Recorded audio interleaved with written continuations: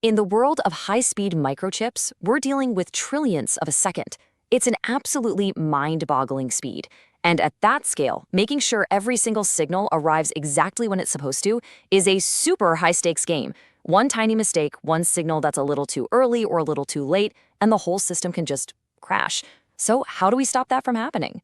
So that really is our main question, isn't it? How on earth does a circuit that's flipping bits 2 billion times a second manage to stay perfectly in sync? Well, I can tell you it's not magic. It's actually a very delicate balancing act, and it's all governed by some really strict timing rules. Today, we're going to put on our detective hats and solve the puzzle of how that balance is actually achieved. And here it is. This is our crime scene, a high-speed digital circuit. You can see we've got a few flip-flops sending data through this tree of XOR gates, all heading to one destination flip-flop. So, as timing detectives, our job, our mission, is to figure out the exact conditions that let this circuit do its job without any errors. And that brings us right to the heart of our puzzle. We need to find what's called the safe operating window. Think of it as the wiggle room, the range of timing error that our circuit can handle before it just gives up. Figuring this out is one of the most critical jobs for any digital designer. Now, every good detective needs clues. And this table, well, this is our evidence. First up, our clock is running at 2 gigahertz. That means we get a new clock cycle every 500 picoseconds. That's an incredibly short amount of time. Then we have the delays for our XOR gates, and most importantly, we have the timing rules for our flip-flops. Tsetup and Thold. They basically define when the data has to be stable, and tpcq and tcq tell us how fast the data gets launched. These numbers aren't just suggestions, they are the fundamental laws of our circuit. Okay, so let's get to it and profile our main suspect, the one thing that can throw this whole system into chaos: clock skew. See, in a perfect world, the clock signal would arrive at every single component at the exact same time. But we don't live in a perfect world. That perfect timing is pretty much impossible to achieve. Let's just break this down with a visual. It's pretty simple. You've got your launch flip-flop that sends the data, and the capture flip-flop that receives it. If the clock signal gets to the capture flop later than it got to the launch flop, we call that positive skew. And if it gets there earlier, you guessed it, that's negative skew.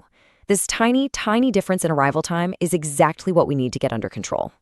So, the key takeaway here is this. Clock skew, which we'll call T-skew, is just the arrival time at the capture clock minus the arrival time at the launch clock. That's it. This simple little formula is the key to our whole investigation. It tells us if our clock is early, late, or somehow right on time. All right, our investigation starts with the first way things can go wrong, a lateness violation. You'll hear engineers call this a setup time violation. This is all about making sure the data shows up on time for its very important appointment with the clock. The rule is just as simple as it sounds. The data signal has to arrive at the flip-flop's input and be stable, just sitting there, not changing, for a certain amount of time before the clock edge comes along to grab it. If that data is even a little bit late, the flip-flop might capture the wrong value, and that means errors. So to check for this lateness, we have to look at the absolute worst-case scenario. We have to find the longest, slowest path the data could possibly take.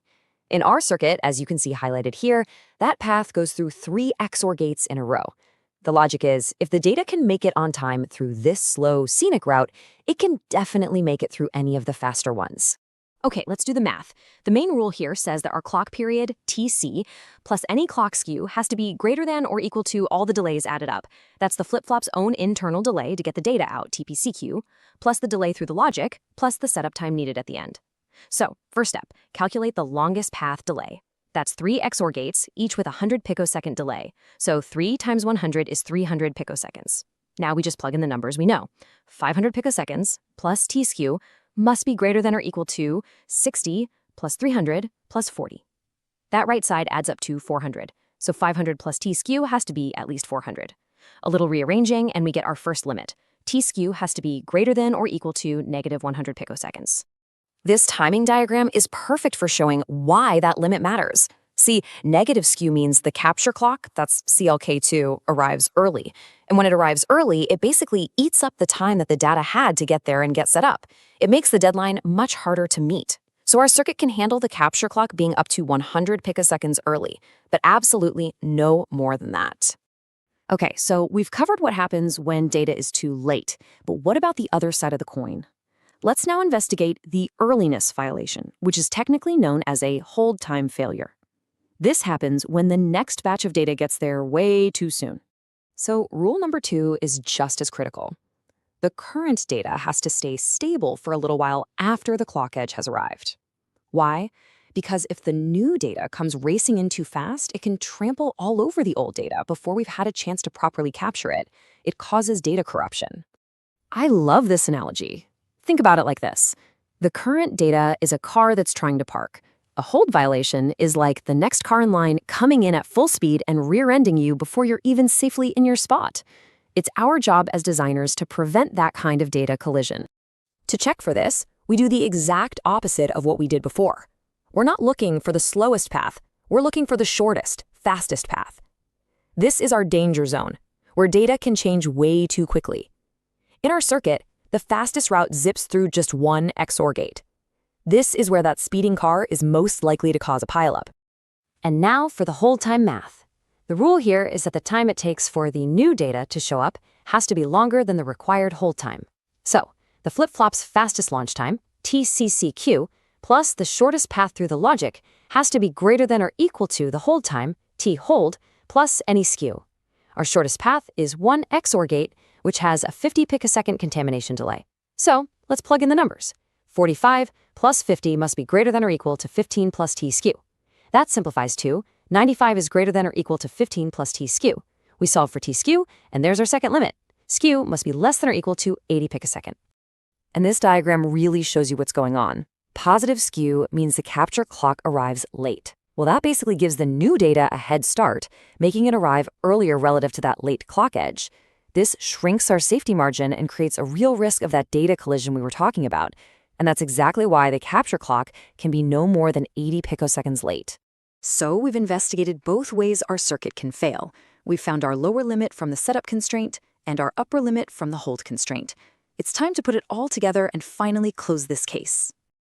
Let's just review the evidence. Our setup time investigation told us that the skew must be greater than or equal to negative 100 picoseconds.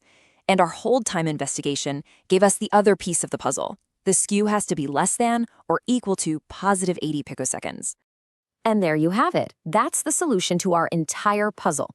For this 2 GHz circuit to run without a single error, the clock skew has to be kept inside this very narrow 180 picosecond window. It can be no earlier than negative 100 picoseconds and no later than plus 80 picoseconds. That is our valid skew range. Case closed. So we found the safe window for this circuit. But, solving this puzzle just leads to an even bigger, more thought-provoking question. As our technology keeps getting better and our clocks get even faster, this safe timing window, it just gets smaller and smaller. So what happens when that window shrinks all the way to 0? Or what if it even becomes negative? Well, that is the fundamental challenge that's going to define the next generation of computing. Thanks for watching. See you next time.